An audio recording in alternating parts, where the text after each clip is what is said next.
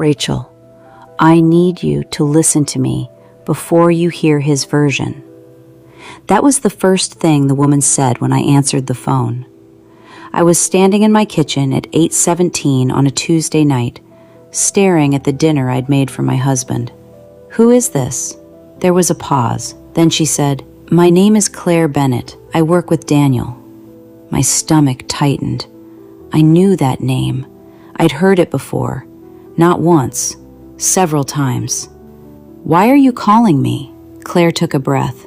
"Because Daniel has been lying to both of us."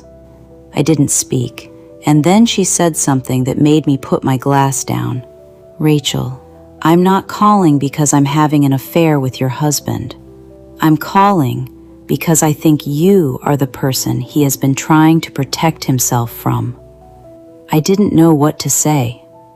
For months, Claire had been a name attached to uncomfortable little moments. Daniel checking his phone at dinner. Daniel mentioning late meetings. Daniel saying, "Claire and I are handling it." Whenever I asked who she was, he always gave me the same answer. "She's just a coworker."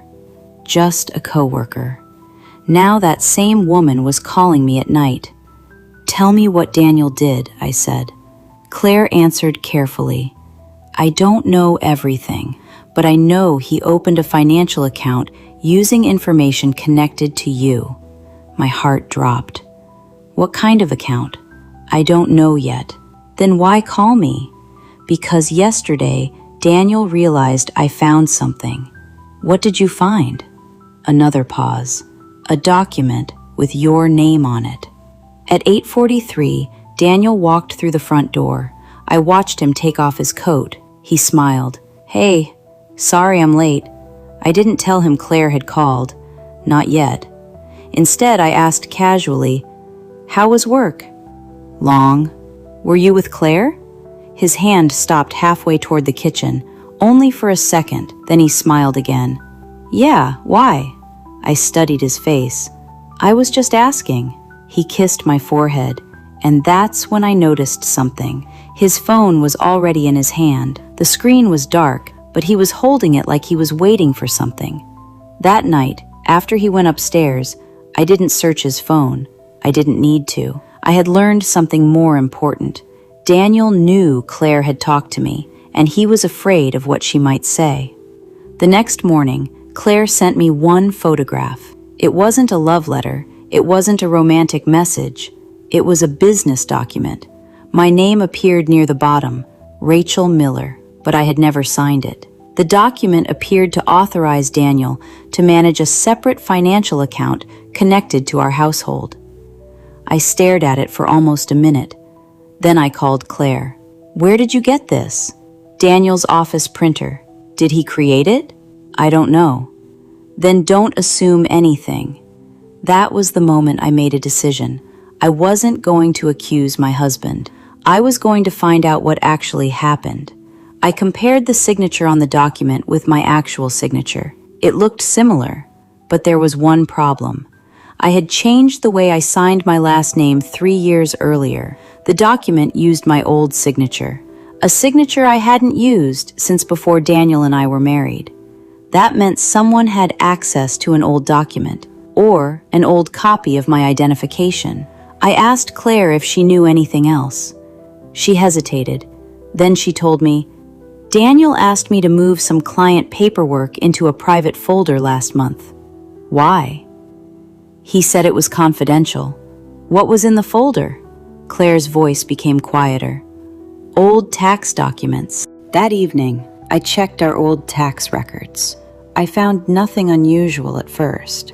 Then I noticed a deduction connected to a business expense I'd never heard of. Daniel had always told me he didn't own a business, but the expense was connected to a small consulting company. I searched the company name through public records. Daniel wasn't listed as the owner. Someone else was. Claire Bennett. My first thought was simple.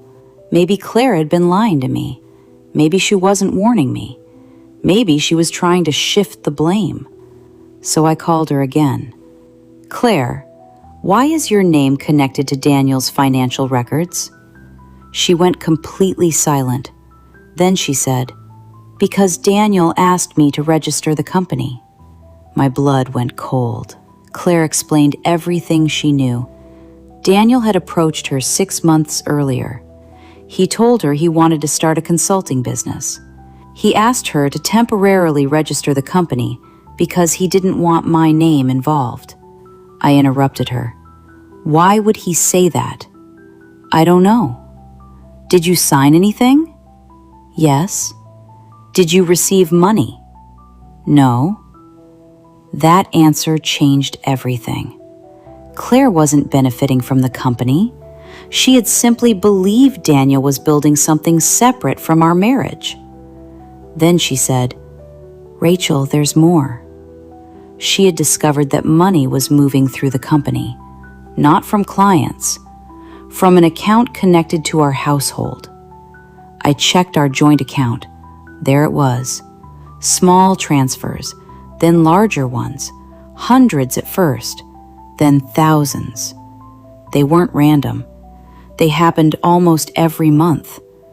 I calculated the total. Nearly $40,000.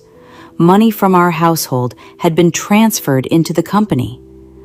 I finally understood why Daniel had become so protective of his phone.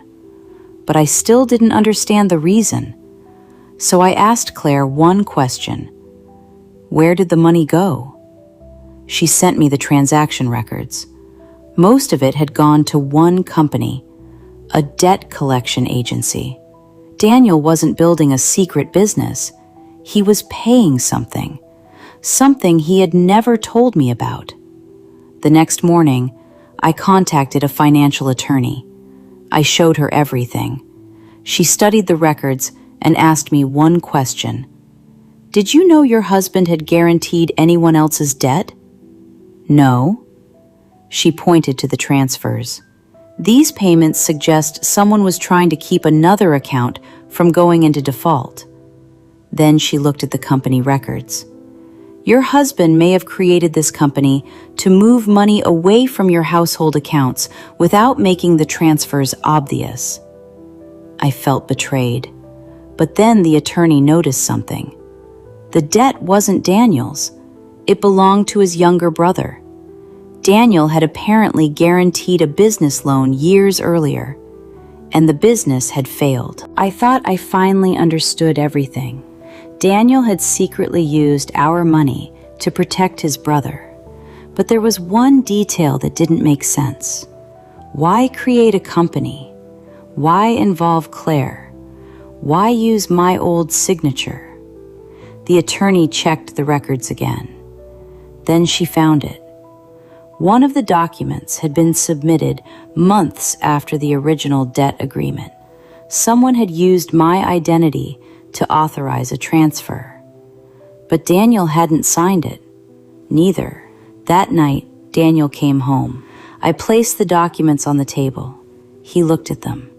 Then he looked at me. "How much do you know?" "Enough." He sat down. For the first time in months, he stopped pretending everything was fine. He admitted he had created the company to protect his brother. He admitted he had transferred our money, but he insisted he never forged my signature. Then he told me the part that hurt the most. "I was going to tell you after I fixed everything." I looked at him. "You weren't protecting me, Daniel." He lowered his eyes. "You were protecting yourself from having to tell me the truth." That was the moment I knew our marriage had changed.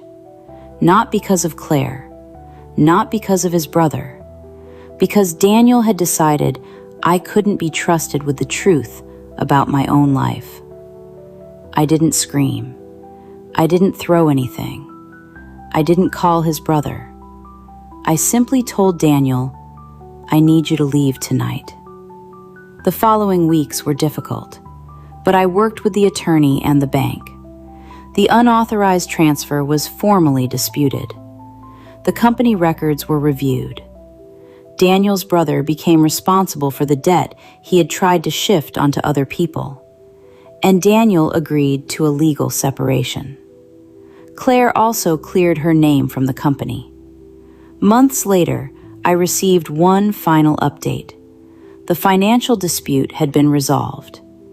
I got back what could legally be recovered, but the money wasn't the thing I cared about anymore. One evening, I sat alone at our kitchen table, the same table where Claire had called me, the same place where I'd first realized something was wrong. I used to think betrayal meant someone choosing another person. Now I understood something different. Sometimes betrayal is simply choosing to hide the truth from the person who trusted you most. Daniel had said Claire was just a coworker. Claire had called me because she knew something was wrong. And in the end, neither woman was the enemy. The real damage came from a secret Daniel believed he could control. He couldn't, and neither could I. So I chose the one thing he had taken away from me, the ability to make my own decision. I walked away with my finances protected, my name cleared, and my peace finally back. Sometimes the hardest betrayal isn't discovering who someone loved, it's discovering how little they trusted you with the truth.